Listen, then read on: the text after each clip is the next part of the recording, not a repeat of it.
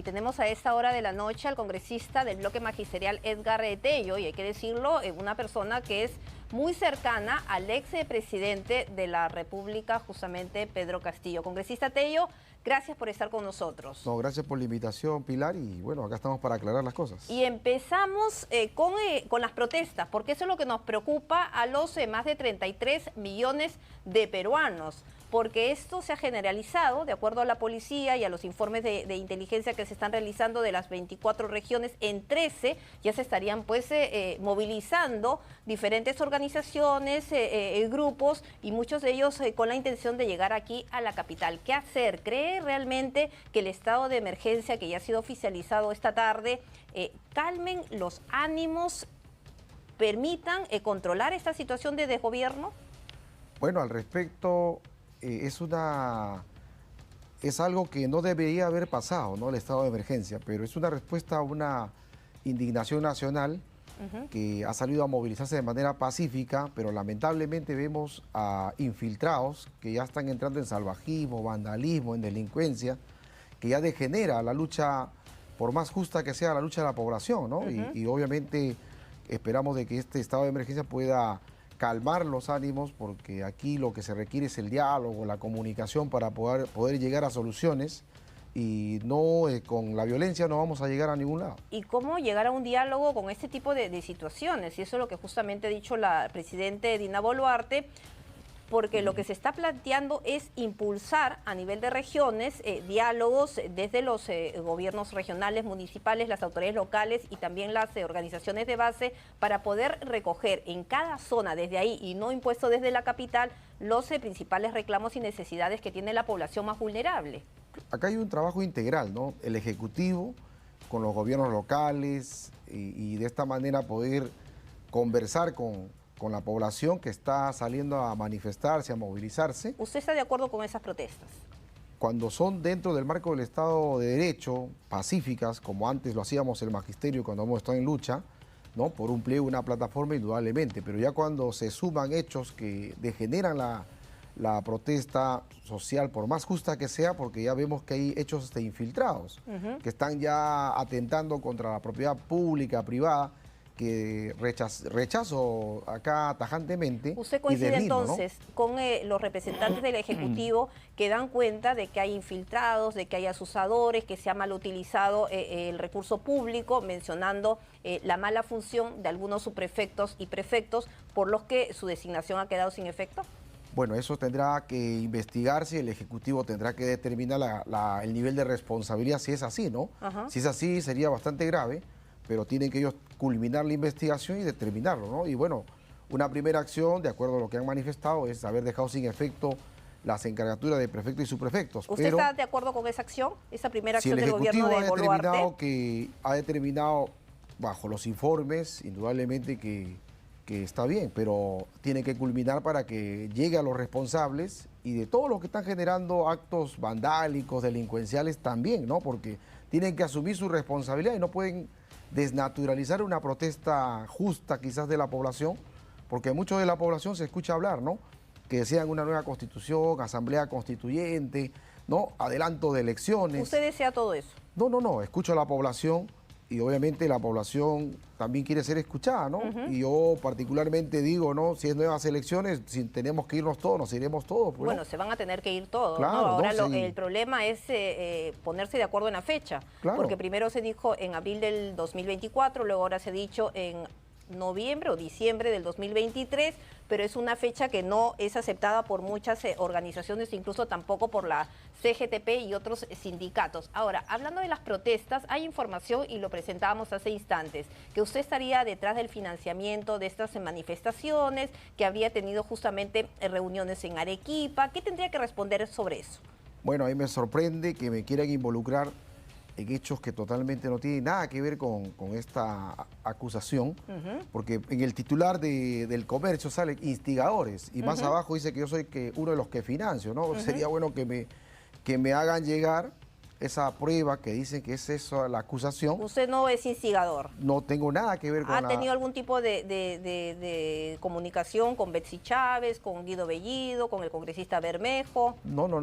Bueno, en el trabajo del Congreso, pero de ahí no hemos tenido ni una comunicación. Ahora, mi trabajo parlamentario, me invitan a eventos que he mantenido relación con los maestros, con los trabajadores de diferentes sectores, y he asistido a los eventos, ¿no? En Arequipa. ¿Y ha ido en Arequipa? He estado en Arequipa, San Martín, he estado en Tacna, he estado en Tumbes, he estado en Cusco, como parte de mi labor parlamentaria, ¿no? Y también con los maestros en Arequipa, también he estado ahí compartiendo con ellos, pero eso no significa que estoy instigando ni nada por el estilo. Estoy hablando sobre mis proyectos de ley que he impulsado desde mi despacho, y estas acusaciones no me sorprenden porque vienen relacionadas con lo que también en la huelga del 2017 hacían los señores del SUTE Patria Roja, ¿no? ¿Y donde usted conoció justamente al expresidente Castillo, al profesor Castillo?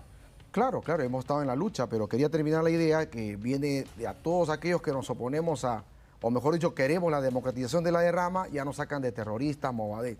Ahora que he sido ¿Usted parte... no es terrorista? No tengo nada que ver, no estoy afiliado, ni he tenido relación alguna. Ahora, en el caso de la reunión que usted reconoce haber asistido el 6 de noviembre en Arequipa, donde se realizó justamente esta asamblea de la FENATEP, tuvo este encuentro con el secretario general de la organización de FENATEP de Puno, el señor Lucio Cayo Cayata. Bueno, los organizadores invitan a maestros y a dirigentes, ¿no? ¿Y usted sabe cuál es la posición del señor Cayo? Bueno, él tendrá su posición, él tendrá que responder por su posición, ¿no? Yo he ido invitado a ese evento para exponer mis proyectos de ley que vengo presentando en el legislativo y que varios de ellos se han aprobado. Uno de ellos, ¿no?, que es la autonomía universitaria en la SUNEDU, donde hemos visto y todos conocemos que se han perjudicado a más de 300.000 estudiantes. Otro que es el pago del este proyecto que ha sido tan cuestionado, ¿no? Indudablemente, porque hay intereses fuertes, ¿no?, de varios sectores. Otro que ha sido el 30% de preparación de clases. Otro que hemos impulsado también la democratización de la derrama magisterial. Y obviamente esto ya no nos sorprende que vengan a hacer los mismos refritos de hace años atrás, que como no tienen otro argumento, es lo único que saben hacer para poder generar el desprestigio de la función que venimos realizando. Y Chipana, el señor Moisés, que reemplazó a Pedro Castillo en la presidencia de FENATEP, desde esa fecha usted se ha reunido, no ha tenido ningún tipo de coordinación para poder azuzar e impulsar este tipo de movilizaciones violentistas. Él es el dirigente de los maestros de la Federación de la FENATE Perú, ¿no? Y nuestra participación en ese evento y las veces que han venido al Congreso ha sido para ver los proyectos de ley, ¿no? Para ver usted mantiene la cercanía, pero... No, y con todos los trabajadores que han venido a mi despacho, tengo una relación de sindicatos. Puede ser FENATEP, puede han ser... Han venido de FEDCUD, han venido de la CGTP, han venido de trabajadores de diferentes gremios. Yo los recibo porque mi despacho es de puertas abiertas para atender a todos los sindicatos, a todos los ciudadanos, a todos los pobladores. Y no veo cuál es la limitación que tengo que hacer, ¿no? Ahora, en el tema del adelanto de las elecciones, ¿cuál es su posición? ¿Cuál debería ser la salida? Porque definitivamente es uno de los reclamos que es el común denominador a nivel nacional, desde la selva, desde el sur, desde el norte y también justamente pues en otras localidades donde se están realizando este tipo de protestas. Lo que se quiere es que se vayan todos, que se vaya la señora Dina Boluarte. Hay quienes la consideran una usurpadora, no reconocen la sucesión constitucional tal cual ha sido, y otros están solicitando el cierre del Congreso ya. Algo que hay que decirlo, no se puede, ¿no? Porque hay normas, hay todo un marco constitucional, hay todos unos plazos que hay que respetar de acuerdo pues a nuestra legislación vigente. Siempre he manifestado en todas mis entrevistas que me han hecho que yo no defiendo personas, sino principios y derechos, porque hay un orden constitucional, un marco constitucional que hay que respetar. Quizás algunos discrepan, pero yo siempre he manifestado eso.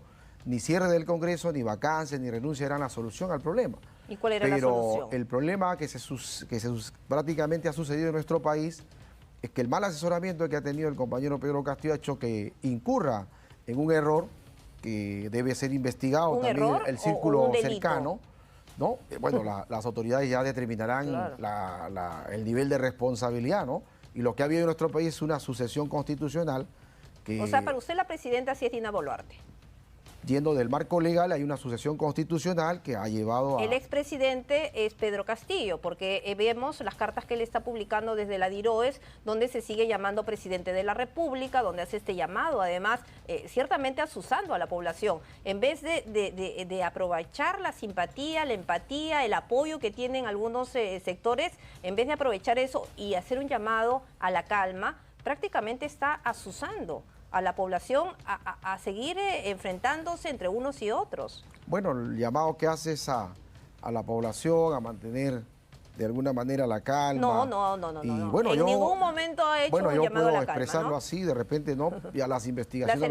Las he leído. Lo que sí puedo expresar... Definitivamente no hace un llamado a la calma. Lo que sí yo puedo expresar es mi solidaridad, porque no es una situación en la cual se sienta bien uno estar encarcelado, ¿no? Lógico, y usted ha sido aparte bastante cercano al jefe de Estado, al mi ex jefe de solidaridad Estado, ¿no? Y bueno, exigir también a las autoridades que se respeten sus derechos. ¿Usted cree que no se están respetando sus derechos? Porque ahorita no recuerdo dónde, quién lo ha dicho hoy, pero hubo un tuit donde se daba cuenta, creo que el presidente de Colombia, justamente donde daba cuenta que el presidente estaba sin juez y sin abogado, algo que es totalmente mentira, no es cierto. Él tiene abogados, es cierto, ha habido pues un sinfín de abogados que iban, lo contrataban y los renunciaban, y definitivamente juez, sí ha habido jueces.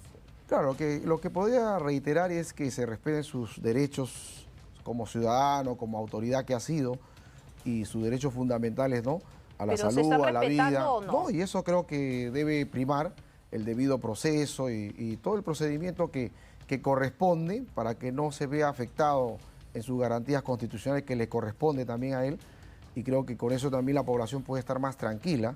Ayer escuchaba al juez San Martín y era muy importante lo que él decía y lo explicó de una manera muy didáctica. Habló del tema de la presunta rebelión bajo la modalidad de tentativa, habló del tema de conspiración y también habló del riesgo que existiría de fuga, sobre todo, y recordando lo que hizo después de este discurso del pasado 7, cuando pues fue intervenido cuando se dirigía a la Embajada de México. Ahora han tratado de decir que no, que él no se iba a asilar, pero hasta hay un pronunciamiento del presidente de ese país señalando que sí había habido una comunicación y que gustosamente le iban a dar el asilo.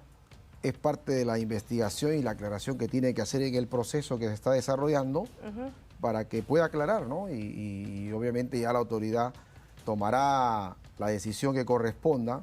Lo único que sí podemos manifestar es nuestra solidaridad y que se respete sus derechos fundamentales como el debido proceso y las garantías que le corresponden. ¿Y qué pasa si mañana le dan la prisión preventiva de los 18 meses o menos, de acuerdo a la solicitud del Ministerio Público?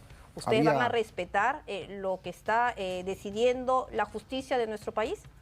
Bueno, de acuerdo a lo que el abogado que está haciendo su defensa tendrá que plantear pues su estrategia legal para poder sustentar su defensa al respecto. ¿Usted no se ha reunido con el expresidente Castillo luego del 7? No, porque estuve yo en una comisión de Comercio Exterior y Turismo, que soy presidente, y teníamos ya planificado, ¿no? una misión académica. ¿Tendría algún problema de verlo, de irlo a visitar? ¿O No, tiene previsto irlo a visitar? Sí, claro, ¿por qué no? Tendría que también visitarlo, porque hemos sido compañeros de lucha, maestros, dirigentes sindicales, luchadores sociales. Desde el CONARE, ¿no?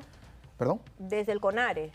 Bueno, el CONARE es un sindicato, ¿no? Que algunos sectores lo relacionan que es el Movadef, que es el terrorismo, pero eso es totalmente falso, ¿no? Y creo que eso hay versiones que quieren desprestigiar a los que han sido parte de un sindicato alternativo. Es que hay informes pues, de inteligencia de la policía pero no que en todo caso no son tendrían que fundamentarlos. Porque no puede ser cierto que uno que otro puede tener la responsabilidad. Pero en su caso usted lo pero descarta no por de plano. uno o dos pueden generalizar a todos. Yo descarto totalmente, deslindo y rechazo todo tipo de acto terrorista y no soy afiliado ni he sido parte, ¿no?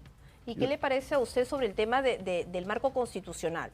Porque algunos dicen, bueno, que no importa, que hay que escuchar los reclamos de la población, porque hay quienes están señalando pues el tema de la Asamblea Constituyente, que no está prevista en esta Constitución. Y hay quienes señalan que debería ser restituida, incluso la Carta Magna del 93. Bueno, son parte de los derechos ciudadanos que la población también tiene derecho a participar y hacer una propuesta, ¿no? Lo que veo es que porque la población pide nueva constitución, asamblea constituyente, ya son del Movadé, ya son terroristas. Si nos ponemos en esa lógica, el pueblo chileno también exigió una asamblea constituyente para una nueva constitución. Podríamos decir que todo el pueblo chileno también era del Movadé. Y creo que eso no podemos llegar a ese nivel. No se puede generalizar, ¿no? Claro, claro, no podemos llegar. Está, y Chile ha desarrollado democráticamente la participación de los ciudadanos y han decidido y siguen trabajando en ese sentido, ¿no? Pero en ese momento, y era muy importante lo que ha dicho justamente el gobernador regional del Cusco, que es el presidente de todos los gobernadores regionales, y lo que decía es que no es el momento, en medio de todos estos desmanes, en medio de todo este caos, impulsar el tema de la Asamblea Constituyente. Eso puede ser el final, puede ser en otro momento, pero ahora, para poder llegar a un punto de coincidencia, se debería dejar de lado este tema para poder plantear y poder ejecutar de la manera más rápida el tema del adelanto de las elecciones. Bueno, ahorita lo que se requiere ¿Qué opina sobre eso? Calmar a la situación de la población, porque se perjudican los señores de Mesa Redonda, de Gamar, los comerciantes que han hecho su inversión para la Navidad. El turismo. Miren, el turismo a nivel, miren cuántos varados hay. Los pequeños ganaderos que han sido seriamente afectados por la destrucción que ha habido en las plantas. Todos los pequeños comerciantes y medianos se van a ver perjudicados, ¿no? Aparte de los demás. Y creo que esto ya merece tener una solución, un llamado a la calma. Y el hecho de que se pida adelanto de elecciones, tiene que haber reformas, porque si lo hacemos... ¿Usted también coincide con esa posición, que tiene que haber reformas mínimas para no repetir lo que hemos vivido en los últimos años? Claro, porque si hace como solamente adelantar, estaríamos cambiando solamente de personas y la crisis seguiría... ¿En 4 meses es posible, usted que ya está pues en el Congreso, es posible hacer unas elecciones tal como se está pidiendo en algunos sectores? Bueno, aquí tiene que ser parte de una planificación, ¿no? Porque tiene que haber un cronograma de inscripción, de campaña, y eso no es inmediato, ¿no? Porque tampoco algunos sectores de la población manifiestan que ya debe ser ya el próximo mes, y creo que tampoco funciona así las cosas, ¿no? Pero parte de ello va a ser tema del debate que va a haber en el Pleno el día de mañana, en el cual vamos a ponernos de acuerdo, y que obviamente ahí el adelanto de elecciones, a mi punto de vista, no soluciona, porque no va a solucionar la crisis de muchos años, ¿no? ¿Y cómo dar estas reformas mínimas? Por ejemplo, 2, ¿cuáles deberían incluir sí o sí ese proyecto si es que es aprobado, cuando se vaya a adelantar las elecciones? Bueno, a mi manera de ver, los gobiernos democráticos, el Perú ha sido hasta el año 79, con la Constitución del 79, que reconocía pues los derechos ciudadanos y también la protección de las empresas. Pero aparte de ello, también los gobiernos democráticos tenían la bicameralidad, ¿no? Donde ¿usted estaría de acuerdo con volver a la bicameralidad?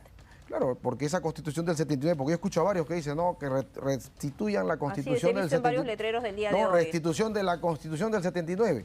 O sea, los que piden la restitución de la Constitución del 79 también estarían planteando un mecanismo de estabilidad, el retorno de la bicameralidad para darle también estabilidad al Poder Legislativo. Claro, porque ahí habría más experiencia, habría como una Cámara más reflexiva, donde se podría pues calmar un poco y poner paños fríos a situaciones tan conflictivas que ha habido en estos últimos tiempos. Hay quienes se plantean también, y eso lo escuchaba más temprano, que haya la reelección, que se permita una reelección a los parlamentarios, pero que haya justamente pues un control, la capacidad de controlar o fiscalizar por parte de la ciudadanía a mitad de su periodo.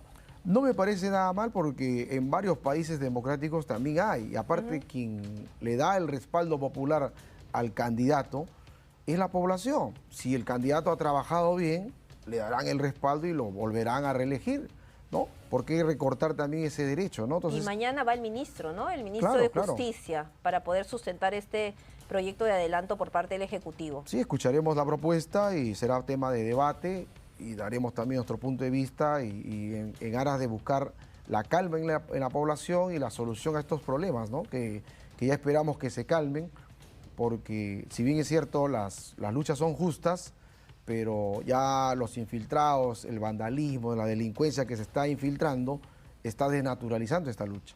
Y sobre todo que se están perdiendo también vidas humanas, y donde también hay un pedido que venga el ministro del Interior a dar un informe también. A una interpelación, ¿no? Claro, bueno, primero a dar un informe. ¿Usted está de acuerdo con interpelar a los ministros? Porque hay víctimas que han fallecido por herida de bala, ¿no? Entonces, obviamente tiene que dar una explicación, y también que dé una explicación sobre las acusaciones que está haciendo contra algunos congresistas, ¿no? Como en mi caso, que me dice que soy soy de financista, ¿no? Y eso que creo sería que uno de los instigadores de las protestas del vandalismo que hay a nivel indudablemente que nacional. eso es un tema que tiene que aclararlo y qué mejor que el ministro esté presente en el Congreso de la República, ¿no? En el caso del adelanto de elecciones, bueno, mañana vamos a ver qué es lo que pasa en el Congreso. De acuerdo a lo que ustedes han podido, bueno, evaluar en estas últimas horas, ¿en diciembre se podría dar estas elecciones ajustando los plazos o podría adelantarse un poco más? ¿Qué es lo que han podido ustedes, bueno, ustedes de su despacho, sus asesores, qué es lo que le han dicho? ¿Cuál sería el mes más conveniente? Bueno, puede manejarse el tiempo, ¿no? Pero lo que sí tenemos que tener claro es que eso no va a solucionar si no hay reformas y el tiempo que tome para hacer las reformas es lo que vamos a determinar mañana, ¿no? Si mañana deciden que sea pasado mañana, no hay problema, ¿no? Pero hay también los riesgos que lo único que serían cambiar de personas si la crisis continúa. Y eso creo que no es el sentir de la población. No, y además hay plazos, ¿no? Hay claro. plazos del sistema electoral que hay que respetar. O sea, no es que no hay normas electorales que puedan llevar adelante un proceso como tal. Claro, porque hay necesidad de que se inscriban, realicen digamos, todo el plazo de inscripción, la campaña, y eso tiene un tiempo, ¿no? Hay plazos y creo que sería evaluar si es posible o no es posible, hasta qué punto, ¿no? Hay quienes señalan que todo esto forma parte de un plan, ¿no? Que el expresidente Pedro Castillo, el expremier Aníbal Torres, a través de sus consejos descentralizados, a través de sus dos discursos que enfrentaban a unos y otros, han sido pues parte de todo este plan que nos ha llevado a lo que estamos viendo hoy día. ¿Usted qué cree? Bueno, lo que yo creo es que luego ya de los errores cometidos, que ya también habrá que investigar a los responsables, lo que se quiere hacer quedar mal también es a la gestión, ¿no? Una gestión que era una gestión nueva, que era de cambio, entonces hacerla quedar mal. ¿A la gestión de quién? Del profesor Pedro Castillo, ¿no? Habrá tenido sus errores, alturas, usted pero lo sigue defendiendo porque, bueno, no, yo el mismo mismo día que él anunció el cierre del Congreso y bueno, lo que ya habíamos comentado el pasado 7, había habido un testimonio muy importante, ¿no? De Salatiel Marrufo, el ex asesor o jefe de asesores del Ministerio de Vivienda, señalando que había dado plata al expresidente Pedro Castillo, incluso que había dado mensualmente, creo que como 80.000 o 60.000 soles a la hermana del expresidente y que incluso tenía pruebas. Y que no era un decir, que él le había dado directamente y en total sumaba lo que le había dado solamente a la hermana como 420.000 soles. Bueno, es parte de las investigaciones que tienen que demostrar si eso realmente es así, ¿no? Y obviamente para eso está la Fiscalía, el Poder Judicial, para que determine ese grado de responsabilidad, ¿no? Y en eso yo no estoy, digamos, diciendo nada de lo contrario, siempre he sido claro. Usted ya no pone las manos al fuego. No, siempre he sido claro que yo no defiendo personas, sino principios y derechos, que todo ciudadano se le debe respetar, así sea una autoridad, ¿no? Pero siempre en el debido proceso y la presunción de inocencia hasta que culmine el proceso de investigación y ahí en el grado de responsabilidad que puedan tener, ¿no? Claro, y es por eso que se va a seguir justamente pues todas las investigaciones, más de 50 carpetas fiscales, de acuerdo a lo que dijo la máxima representante del Ministerio Público a esta misión de alto nivel de la OEA. Y lo que muchos me preguntan a través de las redes sociales es por qué fue la cercanía entre usted y el expresidente Castillo Terrones, por el tema del magisterio, ya nos comentaba, las movilizaciones. Bueno, somos maestros, ¿no? Y también nos ha unido Pero no digamos, de Cajamarca. No, nos ha unido, usted digamos... creo que era de la base de Lima, ¿no? Yo soy de Lima. ¿De San Juan de Miraflores, puede ser? Bueno, mi base aquí en Lima es... Yo vivo en el distrito de San Juan de Miraflores, trabajo, y ahí en lo que es el CITER 14 sector, San Juan de Miraflores, y luego ya pues me eligieron para ser dirigente de Lima, ¿no? Del CITER Lima. Y nos hemos juntado todas las regiones, y ahí, una vez que ya nos juntamos todas las regiones, se forma pues un comité nacional. Y que el comité nacional para dirigir la huelga del 2017 es donde ya cada uno nos elige, ¿no? Ahí lo eligen. La famosa huelga, ¿no? Claro, lo elige donde el se hizo presidente, conocido justamente claro. Castillo Terrones y donde hasta se desmayó, ¿no? Y eso fue cierto que se desmayó, siempre he tenido esa duda. Se desmayó son porque las dijeron ya, especulaciones que la prensa, algunos sectores de la prensa... imagen, ¿no? Claro, pero son especulaciones que algunos sectores de la prensa ya han... ¿Y usted que estuvo ahí es cierto o no? No, se resbaló y nuevamente se levantó, ¿no? Ok. Y ese es el grado en el cual hemos tenido, digamos, bastante relación por la lucha y por representar a nuestras regiones y por ser parte de este Comité Nacional en el año 2017, ¿no? Donde él fue presidente del Comité Nacional de Lucha y el que habla fue secretario de Prensa y Propaganda, ¿no? Y aprovechando la cercanía con el expresidente, ¿qué llamado podría hacer? Porque hay convocatorias para mañana para más manifestaciones y concentraciones en los exteriores de la DIROES, donde se va a realizar justamente pues esta audiencia, donde se define si va o no estos meses de prisión preventiva, 18, tal como ha pedido la Fiscalía. Esperamos de que las autoridades puedan actuar correctamente y puedan ser justas. Y bueno, llamado a todos los trabajadores, la población, a los maestros, a realizar sus medidas de lucha, pero pacíficamente dentro del marco constitucional, ¿no? Sin violencia, sin alteraciones, y hacer vigilantes también de sus filas, de que no haya pues infiltrados que generen vandalismo y violencia. Claro, y ahora con el estado de emergencia, de hecho que toda persona que cometa vandalismos y desmanes van a ser intervenidos de inmediato. No, y la justicia tiene que Porque ya sabemos intervenir. que hay derechos constitucionales Claro. recortados justamente por este estado durante 30 días a nivel nacional. Claro, con el estado de emergencia indudablemente que tienen que respetarse las normas. Siempre se han tenido que respetar, No, de pero hecho. bueno, ahora con el estado de emergencia... Sino bueno, que vemos algunos actos vandálicos de algunas personas que son infiltradas, que degeneran ya la lucha justa de la población, pero eso ya indudablemente desnaturaliza estas medidas que hace la población, porque las medidas siempre se han hecho de manera pacífica, y ¿no? dice que hay financiamiento, ¿no?, de la minería ilegal. No lo sé, eso tendrán que investigar las autoridades, ¿no? Y eso aclararlo también al respecto, ¿no? Si hasta a mí me están poniendo de financista... Usted lo ha rechazado ya en la No, entrevista yo y ha aclaro dicho eso, que claro. cuando vaya el ministro del Interior al Congreso, usted le va a preguntar Así es, directamente que de aclare, dónde ¿no? saca esa información. Así es, por eso le digo ya a las autoridades que investiguen y ya el ministro en el Pleno nos aclarará también ese tema, ¿no? Perfecto. Congresista Tello, como siempre, gracias por haber estado con nosotros. Gracias. Y bueno, y vamos a estar pendiente cuál es la posición del bloque magisterial frente a este proyecto de adelanto de elecciones. Si finalmente pues se define acelerar el paso para poderlo hacer a la brevedad posible, con las reformas requeridas y respetando el marco constitucional. Claro, ahí Muchísimas estamos. gracias. Muchas gracias.